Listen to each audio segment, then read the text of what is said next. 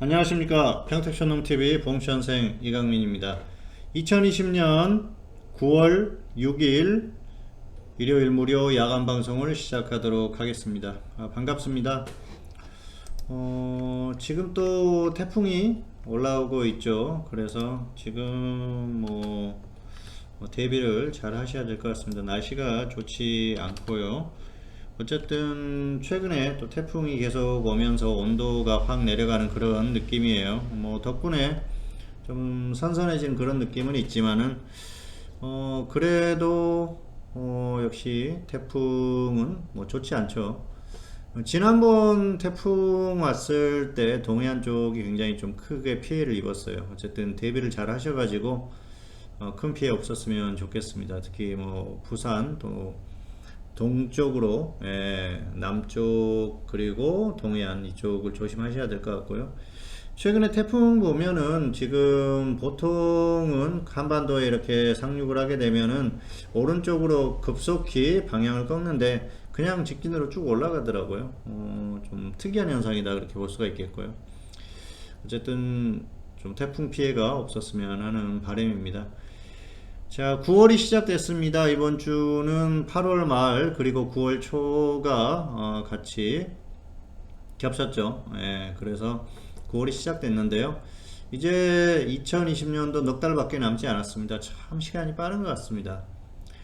주식 투자를 하지 않는 사람들보다 주식 투자를 하는 사람들의 시간이 훨씬 빠른 것 같아요. 그리고 저 같은 경우에는 또 주식 전문가로 활동을 하고 있기 때문에 더 시간이 빠르게 흘러갑니다. 보통 개인 투자자들은 장중에 많이 집중을 하고 끝나고 나면은 별로 그렇게 크게 할 일이 없죠. 그런데 저 같은 경우에는 장 끝나고 또 장에 대한 분석을 해야 되고요. 그리고 또 이렇게 유튜브 또 이런 활동도 하고 있기 때문에 시간이 굉장히 빠르게 가는 것 같습니다. 사실 지금도 녹화를 하고 있는 시간이 토요일 저녁 시간인데요. 참 시간이 없는 것 같아요. 보통 이제 금요일까지 직장 다니시는 분들 그리고 주식 투자 하시는 분들도 하시고 토요일 일요일은 쉬시는데 토요일 일요일이라고 해서 쉴 수가 없기 때문에 시간이 참 빠르다 그런 생각을 합니다. 자, 어쨌든 지금 최근에 보면은 이제 코로나가 좀 확산세가 좀 꺾이고 있는 그런 흐름이에요. 다행스러운 흐름인데요. 이게 계속 이어질지 좀 상황을 지켜봐야 될 것 같습니다. 자, 오늘도 순서대로 진행을 하도록 하겠습니다. 먼저 수익률 점검입니다. 2019년 수익률 많이 보여드렸죠. 누적 수익률이 370% 정도 나왔었는데요. 자, 그리고 2020년 같은 경우에는 약간 들쭉날쭉했어요. 1월, 3월, 4월 괜찮았고 7월이 좋았습니다. 그런데 5월, 6월에 좀 부진했던 게 좀 아쉽죠. 8월 같은 경우에는 사실 이 마이너스 수익률이 나왔는데 실제적으로는 수익이 많이 났어요. 보유한 종목들이 수익이 지금 큰 상태이기 때문에 괜찮은데 결과적으로는 이런 그 결과가 나왔지만 실질적으로는 괜찮다고 보고 있습니다. 자, 그리고 8월에 매매했던 내역 몇 개 매매를 안 했었죠. 그래서 지금 손실난 종목들만 거의 정리를 한 상태라서 이런 결과가 나왔고요. 자, 그리고 지난주 시장 점검입니다. 자, 코스피 그리고 코스닥 한번 보실까요? 코스닥. 자, 보시면 양시장이 모두 상승을 했어요. 결국은 반등했죠. 월요일, 지난주 금요일이 여기이기 때문에 상승 마감했지 않습니까? 코스피도 마찬가지고요. 별로 그렇게 특별하게 좋을 게 없었는데 결국은 반등했었죠. 그리고 역시 포인트는 코스피죠. 코스피를 봐야 되는데 코스피가 결국은 좀 반등을 했습니다.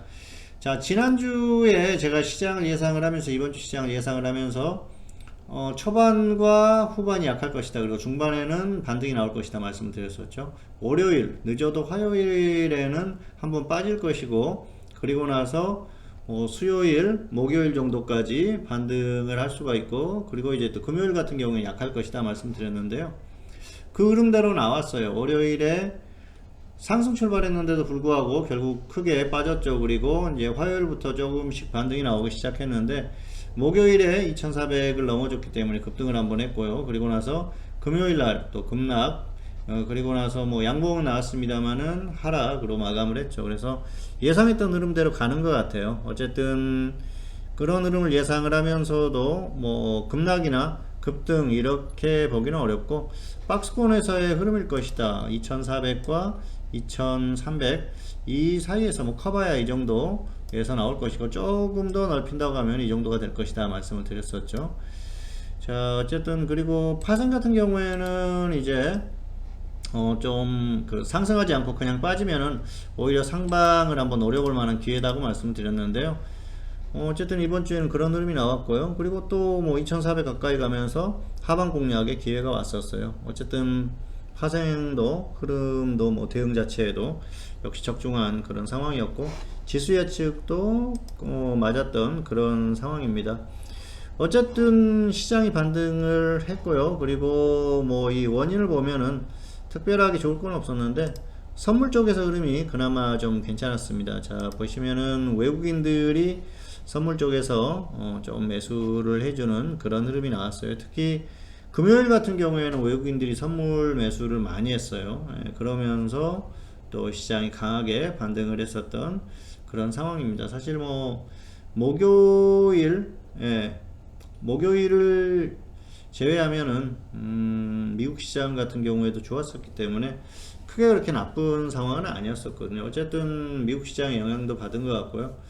자, 이번 주에는 수급적으로는 선물 쪽의 흐름에 영향을 받았다. 왜냐하면은 외국인들이 코스피 매도를 했고요. 그리고 기관 같은 경우에도 코스피에서 매도를 했지 않습니까? 개인만 매수했어요. 그럼에도 불구하고 시장이 반등했다는 건 뭔가 원인이 있겠죠. 역시 그건 이제 해외 증시 쪽에서 보시면 될 것 같아요. 수요일까지 계속 좋았지 않습니까? 그리고 결국 목요일의 결과는 금요일에 영향을 미치니까 역시 하루가 안 좋았었던 게 그대로 영향을 미쳤다, 금요일에. 그래서 지금 보시면은 특별히 그렇게 나쁠 건 없었어요. 미국 시장이 목요일 그리고 또 금요일 날 추가 하락을 했는데 이미 어느 정도 다 반영이 됐기 때문에 그런 흐름이다고 보시면 될 것 같습니다. 그래서 여기서 뭐 크게 더 영향을 받을 그런 상황은 아니고요. 추가적으로 어떤 흐름이 나온다고 하면 영향을 받겠죠. 그런데 아직까지는 뭐 그 정도로 예상은 안 하고요. 어쨌든 그런 원인에 의해서 결과가 나왔다고 보시면 될 것 같습니다. 자, 어쨌든 시장이 반등하는 것은 결국은 지금은 그래요. 흐름이 괜찮아요. 미국 시장은 뭐 말할 필요가 없겠죠. 역사상 최고가를 계속 돌파를 해주는 그런 흐름이죠. 나스닥, S&P 500. 그렇기 때문에 흐름 자체가 굉장히 좋고요.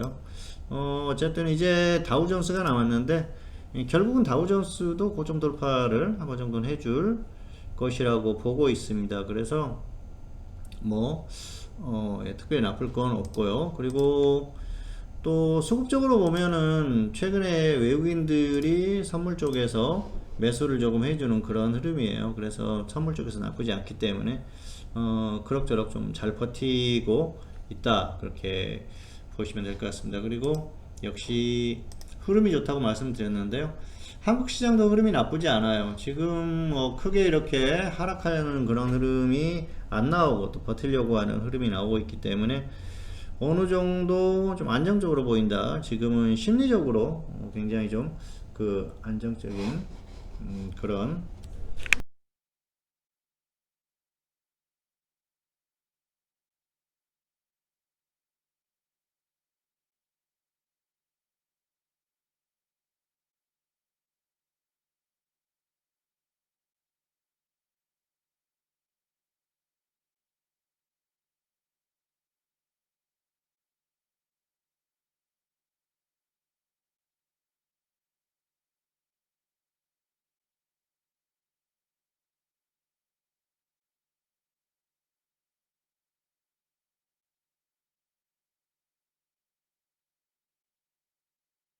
예, 죄송합니다.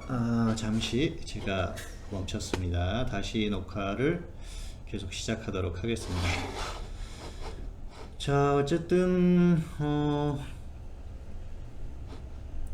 지금 시장의 흐름이 괜찮아요. 그래서 지금 같은 경우에는 뭐 특별히 나쁘지 않다고 봅니다. 어쨌든 흐름이 계속 이어지는 그런 상황이기 때문에 계속해서 괜찮은 흐름이 유지될 가능성이 상당히 높다, 그렇게 보고 있습니다. 자, 그리고 이제 중요한 게 뭐냐면은 최근 시장의 흐름은 좀 악재에 둔감한 그런 상태예요. 그러다 보니까 어떤 뭔가 좀 악재가 발생을 한다고 하더라도 크게 영향을 받지 않아요. 그래서 그게 좀 포인트라고 볼 수가 있겠죠. 코로나가 최근에 굉장히 좀 심해졌지 않습니까? 그럼에도 불구하고 별로 영향이 없었어요. 그리고 나서 이제는 또 코로나가 어느 정도 해결 국면이 되고 있는데요. 다만 이제 코로나 같은 경우에는 그래요. 지금은 결국은 이게 진짜 해결이 된다고 보지는 않습니다. 결국은 정부가 지금 거리두기 2.5 유지를 하고 있고, 이제 조금 있으면 아마 2.5도 풀릴 것 같아요. 3단계는 안 갈 것 같습니다. 결국은 또 오늘 뭐 190명 아래로 3일 연속 200명 아래가 나오고 있으니까 안도하는 것 같아요. 그런데 장기적으로는 악재가 될 가능성이 상당히 높다고 봅니다. 왜냐하면은 지금 보면 한국 같은 경우에는 검사 자체가 선별적이에요. 선별적이라는 건 뭐냐면은 어떤 그 대상이 한정되어 있다는 거죠. 그래서 이게 뭐 포괄적으로 전부 다 이걸 검사를 한다든지 그렇게 나와야 되는데, 그 대상이 너무 한정되어 있기 때문에 누가 걸렸는지 알 수가 없다는 거예요. 상당히 불안한 그런 얘기죠. 결국은 그런 거기 때문에 역시 그런 면에 있어서는 뭐 불안한 게 많다. 그리고 최근에 또 오늘 보니까 이제 광화문 집회 관련해서 확진자가 500명 나왔다고 합니다. 그래서 사랑제일교회 그리고 광화문 그 집회에 결국은 다 포함되는 거죠. 전국 숫자가 이제 500명 정도, 광화문 집회에서 나온 숫자가 500명 정도 된다고 하는데요. 어쨌든 최근에 보면은 확진자가 어마어마하게 늘었지 않습니까? 그래서 최근에 뭐 몇천 명, 예, 지금 8월 중순부터 해가지고 8월 13일, 4일 그때부터 이제 뭐 100명대가 넘어가면서, 그리고 나서 200명, 300명대로 폭발적으로 늘어났지 않습니까? 그런데 그렇다고 하면 우리가 생각을 잘 해봐야 돼요. 과연 이제 그 광화문 집회에서 이게 모든 게 확산이 된 것인가? 그러면은 과연 광화문 집회에 왔던 사람들은 어디에서 걸려서 왔는지 그걸 생각을 해봐야죠. 그리고 집회가 있기 전부터 벌써 숫자가 그 이전에 우리가 다들 기억을 하고 있지 않습니까? 뭐 10명 이하로 줄어들었던 때도 있었고요. 20명, 30명 계속 유지가 됐었는데 갑자기 100명대로 폭발을 했어요. 그러면은 그 이전에 많이 퍼졌다는 것이죠. 정부에서 뭐 소비 쿠폰을 나눠주고 뭐 그 일상생활로 돌아가자 뭐 이런 얘기를 하면서 사람들이 좀 해진 그런 면도 있죠. 그래서 뭐 정부를 비판하는 사람들도 있고 또 광화문 집회를 비판하는 사람들도 있습니다만은 어쨌든 전부 이 코로나 이 상황에 있어서는 둘 다 잘못된 거라는 거죠. 어쨌든 방역 당국에서는 이 전문가들은 아직까지는 일상으로 돌아갈 때가 아니라고 경고를 했었고요. 그리고 여름 휴가를 굉장히 크게 경고를 했습니다. 확산이 많이 될 수가 있으니까 조심하자, 그렇게 전문가들이 경고를 했었고요. 광화문 집회 같은 경우에는 뭐 더 말할 필요도 없죠. 사실 사람들이 워낙 많이 모였었기 때문에, 또 뭐 보수 집회, 그리고 또 뭐 민주노총도 집회가 있었고 또 여러 집회가 있었지 않습니까? 그런 것들이 어떤 그 조금 더 확산시킬 수 있는 기폭제가 됐던 건 사실이지만 그 이전부터 많이 퍼지고 있었다는 거예요. 그러면은 우리가 어디에서 이 그 확진자들이 발생을 하는 했는지 루트라든지 이런 것들을 정확히 알지 못한다는 것이죠. 그게 상당히 무서운 거예요. 그리고 최근에 확진자들 보면은 30% 이상이 깜깜이 환자라고 하지 않습니까? 어디에서 걸렸는지 모르는 환자들이 그만큼 많다는 거예요. 그만큼 불안한 흐름이 이어지고 있기 때문에 지금 같은 경우에는 상당히 불안한 그런 국면이다, 그렇게 보시면 될 것 같습니다. 어쨌든 지금 이게 단기적으로는 숫자가 줄어드는 것 같은데 뭐 물론 계속해서 숫자가 줄어들어서 끝날 수도 있습니다. 그런데 현실적으로는 어렵다는 것이죠. 그리고 어느 시기가 되면 다시 폭발할 수가 있는 게 굉장히 위험하다는 것이죠. 자, 우리가 이제 최근에 코로나 사태를 겪으면서 두 번 정도 이런 고비가 있었어요. 봄에 좀 숫자가 줄어들었을 때 당시에도 이제 정부에서 어떤 그 경제적인 흐름이 워낙 위축되다 보니까 다시 좀 일상으로 돌아가자는 얘기를 했었고요. 최근에 또 그런 얘기를 했었습니다. 그런데 우리가 이제 2번 정도 경험을 했기 때문에 똑같은 이런 그 행동을 해서는 이 코로나가 잡히지 않는다는 걸 알게 됐다는 것이죠. 국민들도 그걸 좀 생각을 하셔야 될 것 같아요. 뭐냐면은 스스로 방역이라든지 이런 거에 협조를 해야 된다는 것이죠. 개인 위생 신경 쓰고 마스크 꼭 쓰고 이런 것들을 해야 되는데 그러지 않았을 경우에는 결국 문제가 발생하는 거 아니겠습니까? 어쨌든 그런 측면에서 좀 관리를 잘 했으면 좋겠고요. 좀 안타깝습니다. 사실 저는 여름이 되면서 7월 정도 되면서부터 이렇게 많이 돌아다녀 봤어요. 뭐 그렇다고 해서 제가 뭐 어디 술집에 가서 술을 마시고 그런다는 게 아니고 어떤 그 이제 주로 동향이 어떤지 많이 돌아다녀 봤는데 당시 보면서 느낀 건 여름에 확산세가 심각해지겠구나, 한 번은 터지겠다 생각을 했습니다. 그런데 계속해서 방송에서 말씀드렸지 않습니까? 결국은 터졌어요. 코로나가 중요한 게 뭐냐면은 다시 한번 그 엄청난 그런 피해를 줄 수 있다는 것이죠. 이번에는 다행히 또 숫자가 줄어들고 있습니다만은 사실은 실질적으로 이렇게 줄어들고 있는 것인가, 거기에 대해서 생각을 해볼 필요가 있을 것 같아요. 그리고 어쨌든 감염 루트를 모르는 사람들이 많이 발생했다는 게 굉장히 위험한 상황이고요. 어쨌든 뭐 그리고 이 교회의 어떤 그 대면 예배라든지 이런 것들을 계속 하려고 하는 그런 움직임들이 나오고 있다 보니까 쉽게 잡히지는 않을 것 같아요. 그리고 여러분들도 이제 돌아다녀 보시면 다 아실 거예요. 음식점이라든지 이런 데에서 제대로 뭐 마스크 안 쓰고 음식 먹을 때 마스크를 쓸 수는 없지 않습니까? 그러다 보니까 두 개를 다 잡을 수 없다는 것이죠. 경제적인 흐름 그리고 방역 두 개를 다 잡기가 힘들기 때문에 당분간 코로나의 백신이 나오고 그 치료제가 확실하게 나오기 전까지는 반복될 것 같아요. 이게 확산됐다가 줄어들었다. 그런데 이제 또 줄어들게 되면은 다시 한번 또 크게 확산될 수가 있기 때문에 어쨌든 내가 안 걸리고 건강하고 내 가족이 건강한 게 중요한 거 아니겠습니까? 그래서 잘 좀 관리를 하셨으면 하는 마음에서 다시 한번 말씀을 드렸고요. 코로나는 이제 가을이 지나면 다시 한번 또 크게 확산될 가능성이 상당히 큽니다. 그래서 그런 흐름을 생각을 했을 때는 그리고 지금 악재에 좀 둔감한 흐름, 결국은 시장 같은 경우에는 버티는 흐름이 최대한 버티려고 노력할 가능성이 높습니다. 그리고 미국 대선 전까지는 미국 시장 같은 경우에도 어떻게 해서든 버티려고 노력할 가능성이 커요. 또 미국은 워낙 도깨비 같은 시장이에요. 과거에도 트럼프 대통령이 당선되면은 미국은 무너질 것이다, 시장이 무너질 것이다 고 했는데 엄청나게 갔지 않습니까? 그래서 얼마든지 더 갈 수 있고요. 최근에 미국 같은 경우에는 애플, 테슬라 그리고 뭐 또 다른 대기업들 계속해서 액면 분할 또 하려고 하는 움직임이 보이지 않습니까? 액면 분할은 기본적으로 호재예요. 시장에 유동 물량이 많이 늘어나기 때문에, 그런 부분의 소재이기 때문에 시장에 호재로 작용할 가능성이 상당히 커 보이고요. 어쨌든 뭐 나쁘지 않은 흐름이라서 미국은 조금 더 갈 가능성이 높다고 봅니다. 앞에서도 언급을 했지만 다우존스가 결국은 최고점을 돌파할 가능성이 상당히 높지 않나, 그렇게 생각을 하고 있습니다. 어쨌든 지금 보면은 미국은 워낙 좋고요. 그리고 한국 같은 경우에는 장기적으로 보면 외국인들이 계속해서 빠져나갈 그럴 가능성이 높은 흐름입니다. 경제적으로 완전히 무너질 수 있는 그런 흐름이 나오고 있는데요. 지금 보면은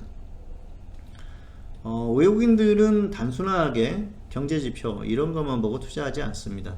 경제 흐름 그리고 정치적인 흐름 여러가지 흐름을 보는데 한국은 지금 여러가지 그 흐름 자체가 좋지 않아요. 그래서 지금 뭐 여러가지를 봤을 때는 외국인들은 계속해서 빠져나갈 가능성이 상당히 높다. 그러면은 자, 외국인들이 계속 빠져나가는데 뭐 기관이 엄청나게 매수를 해주는 것도 아니에요. 그렇다고 하면은 이 상승에는 한계가 있거든요. 자, 우리가 수급 쪽으로 한번 보시겠습니다. 수급을 길게 한번 보시면은, 자, 더 길게 한번 보실까요? 자, 지금이 그래서 길게 한번 수급 차트를 보시면은 외국인들이 계속 매도를 하고 있지 않습니까? 그리고 기관도 매도를 하고 있어요. 개인만 매수를 하고 있어요. 개인들이 이제 12월부터 계속 매수를 했는데 3월에 급락하고 나서 이후에 개인들이 엄청나게 또 매수를 했죠. 역시 개인들이 몇십 조 매수를 하고 있는데 지수가 계속 가고 있어요. 정상적인 장은 아니라는 것이죠. 그러면은 결국은 이게 한계가 있다는 거예요. 가는데도 한계가 있는 겁니다. 한국 같은 경우에도 지금 당분간 더 강하게 버틸 가능성이 높고요. 전고점을 돌파할 가능성이 충분히 있다고 생각을 합니다. 현재 상태로는. 다만 돌파를 하든 못 가든 결국은 한 번은 다시 쏟아진다는 것이죠. 어느 시점이 되면 이런 흐름이 나올 가능성이 상당히 높아요. 단기적으로 지금 즉시 이렇게 쏟아지는 흐름은 아니라고 생각을 합니다. 그런데 역시 그건 시간 문제라고 생각을 하고요. 뭐 생각보다 길어질 수도 있습니다. 그런데 역시 어느 시점에서는 준비를 해야 된다는 것이죠. 그리고 지금 같은 경우에는 가격 메리트가 없기 때문에 장기적으로 뭔가 생각을 하고 매매를 할 만한 흐름은 아니라는 것이에요. 지금은 이제 단기 매매하면 계속 반복을 하시는 게 좋을 것 같고요. 특별한 종목이 아니라면은 역시 단기 대응을 계속해서 반복을 하시는 게 좋겠다. 뭐 그 정도로 보고 있습니다. 어쨌든 지난주 시장의 흐름 그리고 앞으로의 시장의 흐름 어느 정도 예상을 해봤고요. 다음 주 같은 경우에도 그래요. 역시 박스권에서 좀 크게 보면 좀 더 위쪽 이렇게 박스권에서 움직일 가능성이 높기 때문에 박스권을 생각을 하시면서 대응을 하시면 좋을 것 같습니다. 그래서 역시 이런 흐름을 예상하고 대응을 하자 말씀을 드리겠습니다. 자, 다음은 특징주 리뷰입니다. 이번 주에도 특징주를 두 개를 골라봤는데요. 첫 번째로는 데일리 블록체인. 자, 이 종목 보면 제가 상당히 속이 쓰립니다. 왜냐면은 이날이었어요. 8월 24일에 추천을 했었는데 당시 560원에 1차 매수가를 제시를 했는데 18원 차이로 안 오고 그냥 갔어요. 그래서 결국은 이제 그냥 상승하니까 뭐 포기를 했었는데 계속해서 관찰을 했습니다. 그런데 결국은 이제 급등을 하더라고요. 거의 100% 정도까지 왔는데 상당히 아쉽고요. 뭐 이런 종목은 또 조정받으면 아래에서 접근을 하시면 충분하겠죠. 자, 두 번째 종목은 아이스크림 에듀입니다. 아이스크림 에듀는 가격 메리트가 확실하게 발생을 했어요. 그래서 이 종목은 뭐 충분히 좀 한번 관심을 가져볼 만 하고요. 교육 관련주들 어쨌든 뭐 코로나가 좀 잠잠해진다고 하더라도 전부 다 지금 학교를 다 가기는 힘든 그런 상태예요. 특히 수도권 같은 경우에는 당분간 힘듭니다. 어쨌든 그래서 온라인 교육주들, 교육 관련주들 움직임이 있을 수 있으니까 역시 좀 활용을 해보시면 좋을 것 같아요.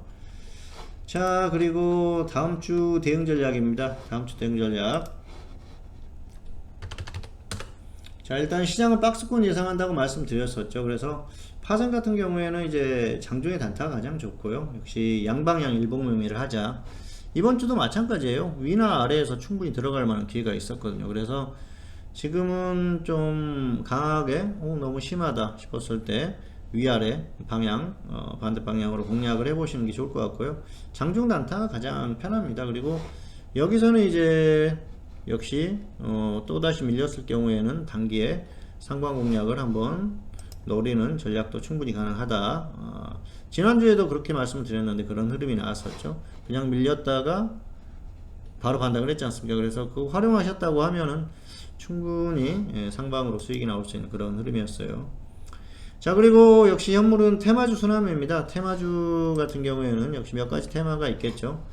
가장 지금은 주요한 게 역시 코로나 테마주예요. 코로나 테마주는 계속해서 순환매가 되고 있습니다. 코로나 테마가 엄청나게 많습니다. 종목수가 많기 때문에 잘 고르시면 될 것 같아요. 뭐 코로나 테마주들을 쭉 모아놓으셨다가 공략을 해보시면 될 것 같고요.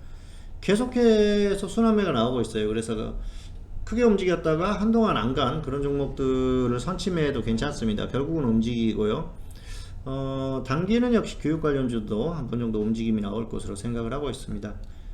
자, 그리고 정치인 테마주 같은 경우에는 뭐 이재명, 이낙연, 윤석열, 그리고 최근에 또 황교안 전 대표가 지금 다시 움직임을 시작했어요. 그래서 같이 움직이고 있으니까 황교안 테마주들 관심을 단기적으로 가져보시기를 바라겠습니다. 그리고 전기차나 수소차 같은 경우에는 역시 중장기적인 테마라고 말씀드렸고요. 단기적으로도 전기차 쪽은 한번 접근을 해보시는 게 좋을 것 같아요.